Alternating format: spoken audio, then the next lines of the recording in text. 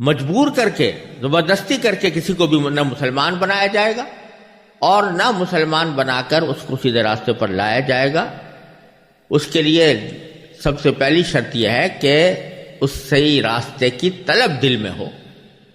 وہ اس کو مانگتا ہو کہ میں صحیح راستے پر آؤں، اس کا شوق اس کے دل میں ہو، اس کے لیے وہ دل میں خواہش رکھتا ہو، اور نہ صرف یہ کہ خواہش رکھتا ہو بلکہ اپنی مقدور بھر کوشش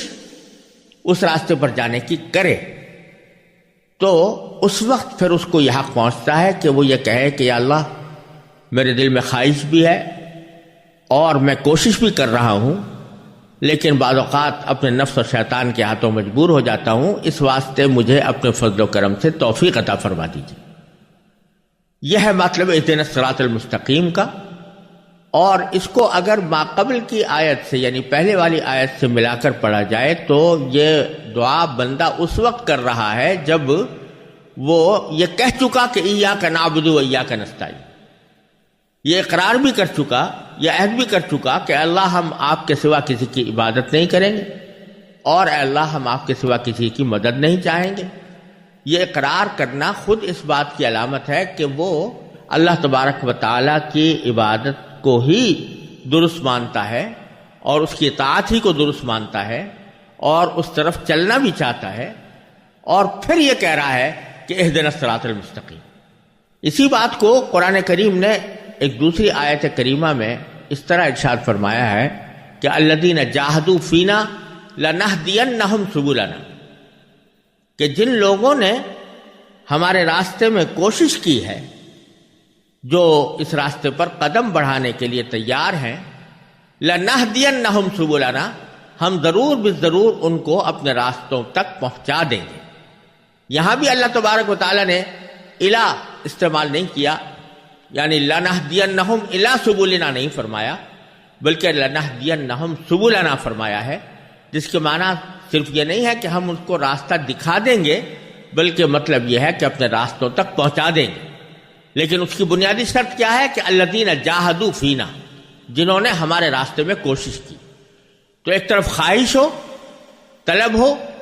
دل میں داعیہ ہو، اور اپنی حد تک جتنی کوشش انسان کر سکتا ہے وہ کوشش کر لے، اور پھر اللہ تبارک و تعالیٰ سے مانگے کہ اللہ مجھے صراط مستقیم تک پہنچا دیجئے۔ یہ ہے اس دعا کا اصل مقصود۔ اور جب اللہ تبارک و تعالیٰ سے یہ دعا مانگی جاتی ہے، اس کے تقاضے پورا کر کے مانگی جاتی ہے، اور دل سے مانگی جاتی ہے، اور کوشش کر کے مانگی جاتی ہے، تو پھر اللہ تبارک و تعالیٰ کی سنت یہی ہے کہ انسان کو وہ صراط مستقیم کی ہدایت عطا فرما دیتے ہیں۔ اس بات کی طرف ایک لطیف اشارہ اگلی دو آیتوں میں،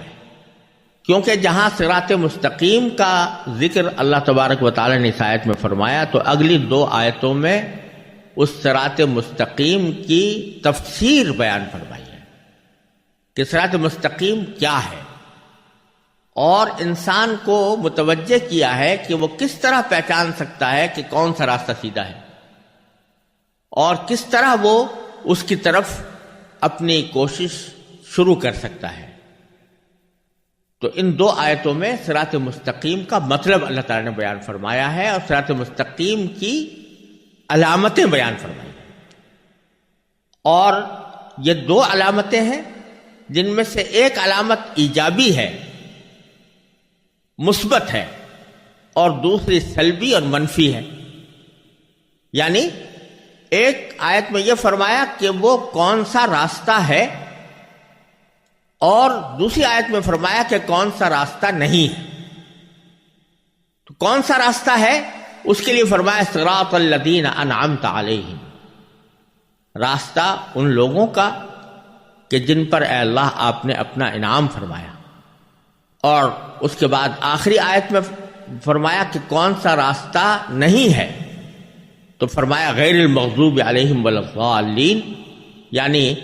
ان لوگوں کا راستہ نہیں جن پر اے اللہ آپ کا غضب ہوا، یا ان لوگوں کا راستہ نہیں جو گمراہ ہوئے۔ تو اللہ تعالیٰ صراط مستقیم کی تفسیر کرتے ہوئے، اس کا مطلب بیان کرتے ہوئے دونوں پہلو اس کے بتا دیے کہ اس کی پہچان کیا ہے. پہچان مثبت طور پر تو یہ بیان فرمائی کہ یہ ان لوگوں کا راستہ ہے جن پر اللہ تعالیٰ کا انعام ہوا. اب اللہ تعالیٰ کا انعام کس پر ہوا؟ اس کی وضاحت اللہ تبارک و تعالیٰ نے قرآن کریم ہی کی سورہ نساء میں اس طرح فرمائی ہے کہ اولئک الذین انعم اللہ علیہم من النبیین والصدیقین والشہداء والصالحین،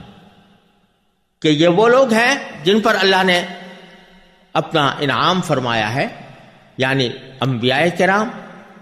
اور صدیقین. صدیقین سے مراد وہ حضرات ہیں کہ جو نبی کے مکمل طور پر تابع دار ہوتے ہیں اور تابع داری میں پوری طرح سچے اترتے ہیں، جیسے حضرت ابو بکر صدیق رضی اللہ تعالی عنہ